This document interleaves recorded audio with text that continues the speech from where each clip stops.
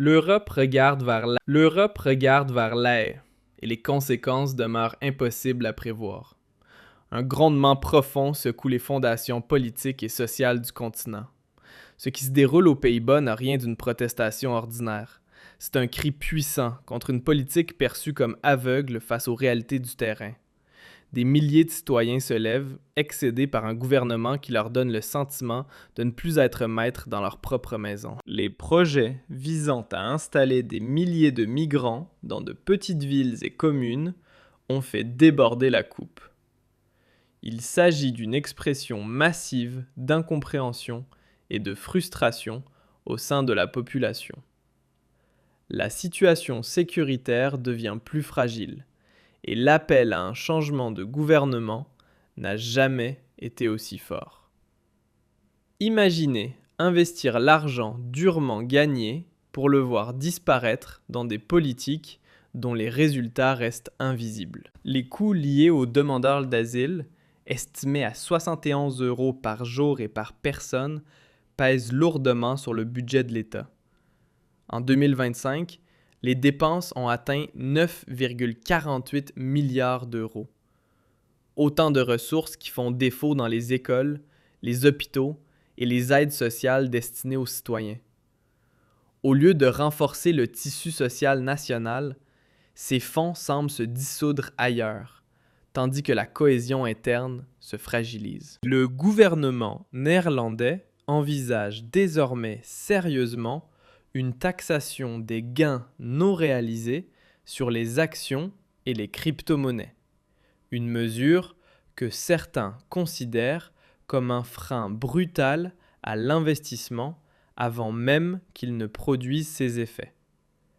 Beaucoup de Néerlandais disent en avoir assez de financer une vision de l'Europe qui, à leurs yeux, impose des charges sans apporter de bénéfices tangibles. Le sentiment se répand que les contribuables, déjà fortement sollicités, devront supporter un poids fiscal encore plus lourd, alors que d'autres groupes ne contribueraient pas de manière équivalente.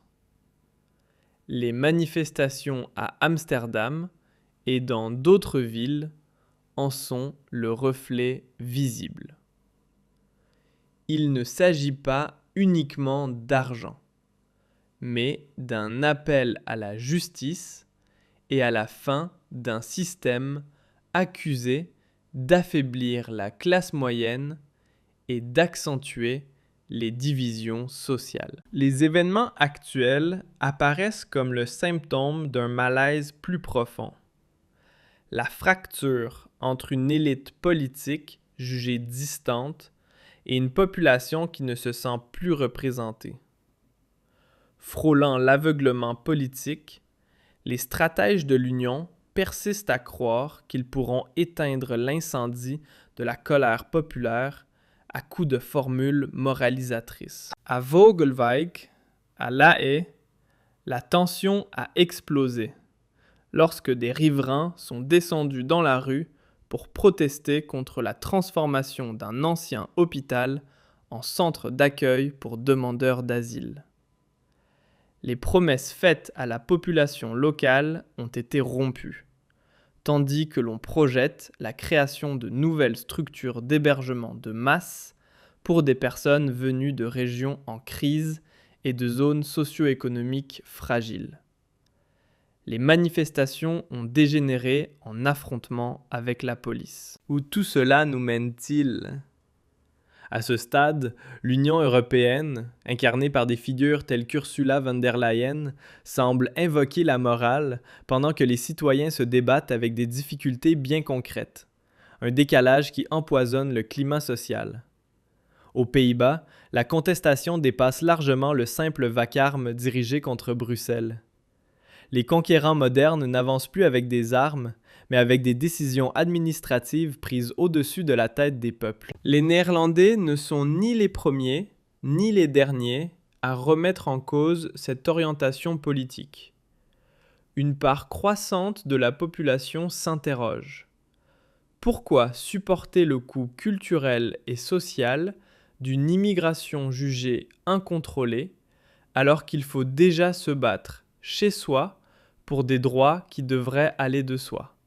L'accès à l'école, au logement, à un avenir digne. Il ne s'agit pas de slogans, mais d'un ressenti quotidien profondément ancré. La question demeure. Combien de temps encore cette politique de l'évitement pourra-t-elle tenir?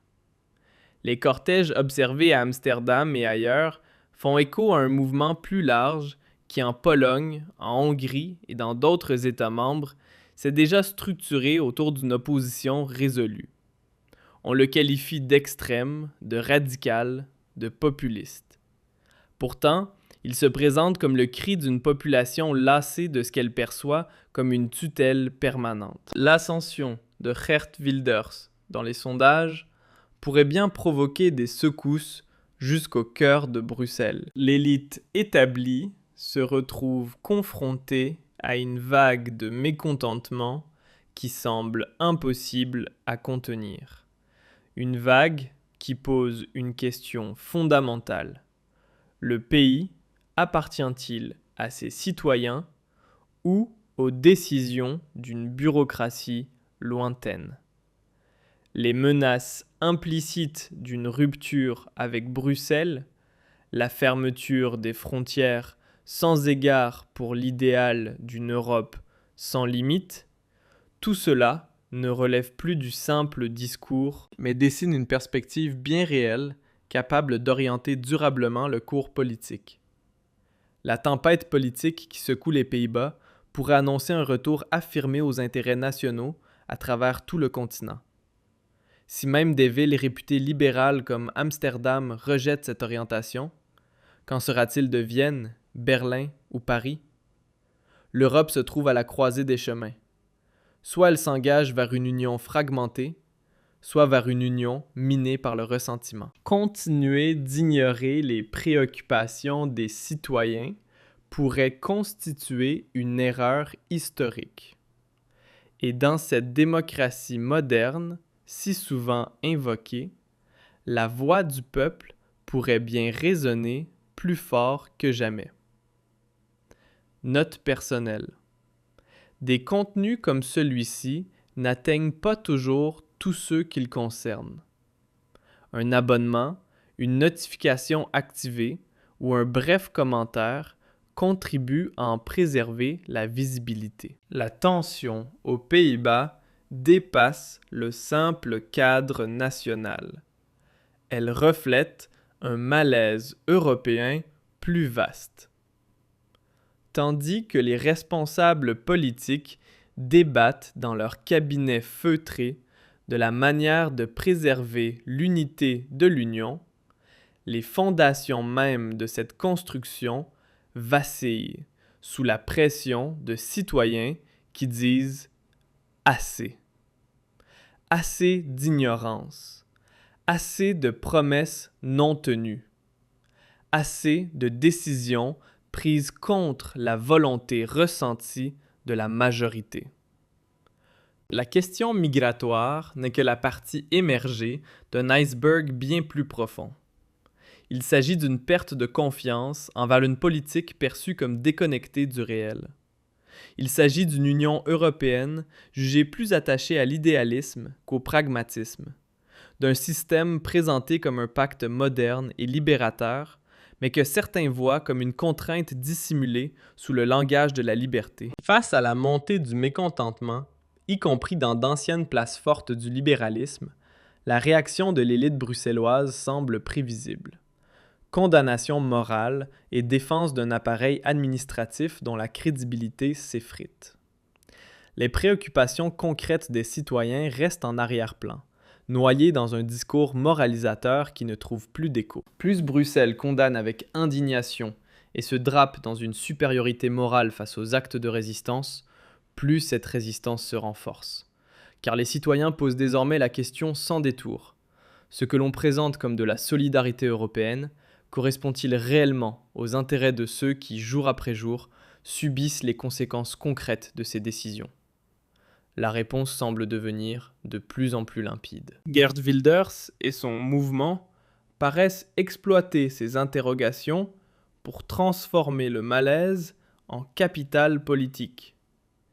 Ils donnent à une partie de la population le sentiment qu'enfin quelqu'un écoute leurs préoccupations et entend défendre leurs intérêts. Le PVV s'approche du seuil des 30% dans les sondages. À Bruxelles, on s'alarme, mais l'on semble incapable de reconnaître les racines profondes de ce soutien croissant. Un soutien nourri par la frustration, non seulement envers le gouvernement néerlandais, mais envers un système entier que beaucoup estiment les avoir abandonnés. Pendant ce temps, toute l'Europe observe les Pays-Bas. Des pays comme la Pologne ou la Hongrie, qui ont depuis longtemps choisi leur propre trajectoire, y voient peut-être la confirmation de leurs orientations et se sentent confortés dans leur détermination. Un effet domino aux conséquences multiples n'est plus à exclure. L'Union européenne paraît fragilisée sous la pression d'États dissidents qui refusent désormais de déléguer davantage de pouvoir à une bureaucratie centrale jugée éloignée des réalités quotidiennes. Au cœur de cette tourmente surgit une interrogation fondamentale. À quoi devrait ressembler l'intégration européenne de demain? Et est-elle encore viable dans sa forme actuelle? La réponse pourrait bientôt s'écrire dans les rues des capitales européennes, car ce qui commence aux Pays-Bas pourrait dépasser largement leurs frontières. L'agitation d'un seul pays pourrait devenir l'étincelle d'une redéfinition politique à l'échelle du continent. L'opinion publique se montre désormais prête à des transformations qui reflètent davantage la réalité quotidienne des citoyens plutôt que les idéaux abstraits d'un appareil politique éloigné. Tandis que les anciennes structures s'effritent, les premiers signes d'un véritable changement de paradigme apparaissent. Si l'Union européenne continue d'exiger une adhésion aveugle à des dogmes dépassés, elle pourrait bientôt découvrir que des réformes profondes sont inévitables si elle veut préserver l'unité politique patiemment construite au fil des décennies. Brève interruption. Savez-vous qui se prépare activement aux crises en ce moment? Les gouvernements, les banques, les grandes entreprises, tous, sauf les citoyens ordinaires. Si vous ne voulez pas être une fois de plus pris de court, consultez le lien indiqué dans la description. Ce système de préparation aux crises prétend vous montrer comment vous protéger avec méthode et efficacité. Pendant ce temps, Amsterdam et d'autres villes connaissent une renaissance de la participation politique, non pas sous la forme espérée par les élites établies, mais comme l'expression d'une nouvelle assurance civique qui s'affirme avec force. Les mois à venir seront décisifs. Les dirigeants sauront-ils reconnaître les signes de leur époque ou continueront-ils à observer la tempête depuis leur tour d'ivoire, feignant d'ignorer les vents puissants du changement? La contestation actuelle n'a rien d'un phénomène passager. Elle constitue un appel croissant à recentrer l'action politique sur les intérêts nationaux et l'identité collective. Tout dépendra de la direction prise. Vers une union davantage harmonisée ou vers une Europe des nations, plus attentive aux besoins spécifiques de ses citoyens. L'histoire en train de s'écrire pourrait redéfinir la manière dont les générations futures comprendront l'identité et l'unité européenne. Jamais l'appel à un pas audacieux vers un avenir incertain mais jugé nécessaire n'a semblé aussi retentissant.